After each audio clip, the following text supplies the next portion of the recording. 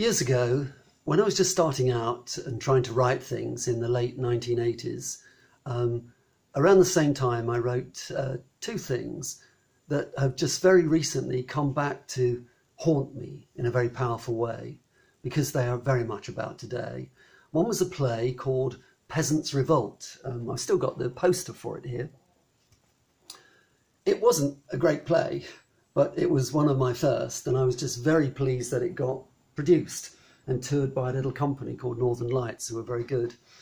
And one of the other things I wrote was a poem called John Ball, and it won a poetry competition and got published in a magazine. And both of these things emerged from an interest I'd had at the time in the Peasants Revolt of 1381.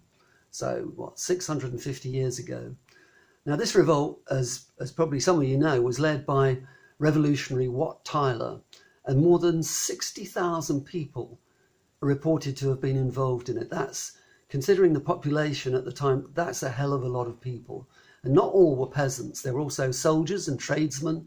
There were some disillusioned churchmen, and there were some itinerant preachers. One was called John Ball, who was known as the Mad Priest of Kent. Now, one of the main triggers for the Peasants' Revolt was the effects of the plague, a pandemic. So this is where it gets interesting. The plague had wiped out over 1/3 of the population of Europe, and this meant that there were fewer labourers to work for the rich. So the labourers moved from being powerless, underpaid peasants to being able to gain higher wages and better conditions. And surprise, surprise, the government of the day, the political class, mostly land-owning bishops and lords, didn't like this. And they also had yet another expensive war to pay for. So they passed a law to bring wages back down to pre-plague poverty levels and to keep them there. And they also introduced a poll tax. Everyone over the age of 15 had to pay a shilling, the equivalent of what, several weeks' wages. And if they didn't have the money, they had to give over seeds and forks, the tools of their trade, so they could no longer work. Now finally, enough was enough, and people revolted against their masters. The Peasants' Revolt began in Essex and Kent. There were widespread outbreaks throughout southeast England. There were assaults on tax collectors, lawyers, landlords and their manor houses. There were destructions of documents that criminalised ordinary people. So this was very much a targeted assault on the political class. And finally, when the peasants march on London, King Richard himself comes out and promises to listen to the people's demands and act on them. But surprise, surprise, he then betrays them. And the Mayor of London has Wat Tyler slaughtered. There are so many parallels to today. A pandemic changes the world. The political class tries to legislate against the people to control them, lower their wages, control their working lives, indeed their whole lives, their ability to better themselves and their children, their freedom of movement. And we have in the Peasants' Revolt political betrayal, increased powers to control, legislation to keep people poor, harsh punishments for transgressors, and a propaganda war by saying that the powerful have a God-given right to rule. So, ring any bells? Certainly should. For these people who revolted, what the plague set in motion was an opportunity to once and for all fight for basic freedoms and not to kowtow to a political class that always puts its own interests first and still does. Nothing has changed. If you're in any doubt of that, look at what's just happened. While most people in the country have less and some will have nothing, no jobs, no money, MPs are being given an extra £10,000 in expenses to help them work from home during the coronavirus epidemic. On top of the £26,000 expenses they already get and the salary of what, £80,000 plus. This is an insult to every decent citizen in the UK. And how many MPs will refuse to claim it? 0? Well, we'll see. And just like in the Peasants' Revolt, the ruling elite is using the pandemic to simply further their own agendas. So we have Things like MP Zara Sultana tweeting that, and I quote, "Black and Asian people are being disproportionately hit by coronavirus, reflecting wider economic and social inequalities. The fight against racial injustice must be at the heart of our response to this virus." Now this is such tosh, such moronic nonsense, it isn't even worth taking apart.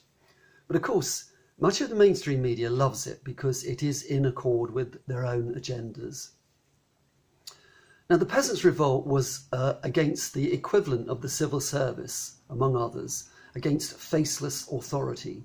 It was against the increased powers of magistrates over the people. It was against social, political, and economic control of people. It was against propaganda. People were told that the world had masters and servants, and that those in authority knew best, including the church of the day, so they should just shut up and do what they are told.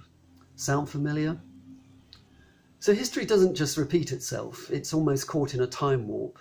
Those people, the 60,000 brave souls who said is enough, are not just our ancestors, they are us.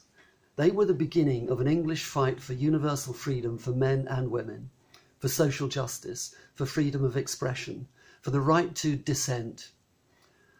The Peasants' Revolt marked the beginning of the end of feudalism, and we owe it to them and to ourselves not to allow, in the shadow of this current plague, this pandemic, a new autocratic, totalitarian techno-feudalism to turn us back into poor, bewildered, frightened, impoverished serfs. One of the Peasants' Revolt great spearheads, the mad priest, John Ball, wasn't mad at all, of course. Unless by mad you mean angry. His words are for now. He preached those words to thousands in the open air at Blackheath, which was a meeting point for those revolting. And he said, and I quote, "Things would not go well with England until everything was held in common." He said, "Are we not all descended from the same parents, Adam and Eve? So what can they show us? What reasons give that why they should be more the masters than ourselves?" It's in Ball's words that we find the early concept of the equality of all men and women. He says, "Why are those whom we call lords masters over us? How have they deserved it? By what right do they keep us enslaved? And how can they say that they are better than us? At the beginning, we were all created equal. If God willed that there should be serfs, he would have said so at the beginning of the world. We are formed in Christ's likeness, and they treat us like animals. They are dressed in velvet and furs, while we wear only cloth. They've got wine and spices and good bread, while we have rye bread and water. They have fine houses and manners, and we have to brave the wind and rain as we toil in the fields. It is by the sweat of our brows that they maintain their high state.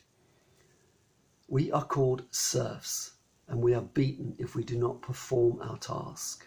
And he said, "Now is the time to recover our liberty."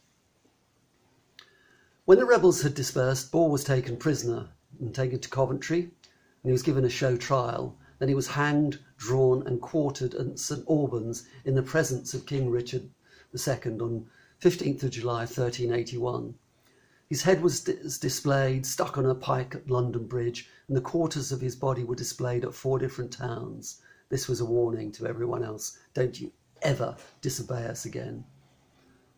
It's people like him we should celebrate, and not the tin pot leaders and cronies who try to preach to us from the pulpit of that glass screen day and night. I'll read my John Ball poem, so if you don't want to listen, now is the time to turn off. John Ball. I don't want to wake you, but lately your dream has pinched me alive. Your long bow, leather pouch and fine muscle are still there on the page. Standing alone, I still hear the cuckoo call to arms. Leaf mulch and harebells still paint autumn. Stars print their shadows on branch and barn. There is still space for trouble, John Ball, but no arrowheads, billhook, pike and pitchfork. They melted them down into supermarket stores, squadrons of tins, plastic cups and dried food. Street lamps and the hot cough of diesel belch through the green, clean smell of rebellion. John Ball, I don't want to disturb you, but the slings and quivers are empty. It's not like that now. War is geometric, not confronted eye to eye, belly to belly. Stars grow slow as rockets go. Life and death conferenced by machines, eased by condoms and surgical creams. John Ball, make your own mind up. Choose your own ground, but the villagers are rusty. Their limbs cramp in cars, soften in beds. Their brains creak like summer thistles. Flicker to bingo, booze and ticker-tape dreams. Your enemy will slough in the softnesses. It's not your fault. But I'd like you to give it some thought. Underground you might worm some ideas from the earth. Your small band might ghost their way west, spike political tongues, shadow ministers, trip them in their cups, stake their minds bare. John Ball, I'm pushing you. I didn't begin like this, anodyne, brow-lined and worn, wishing the world your story, picked clean of messy detail, arboreous and full-fleshed. It's up to you. The forest is full of wishes, but needs someone who knows it.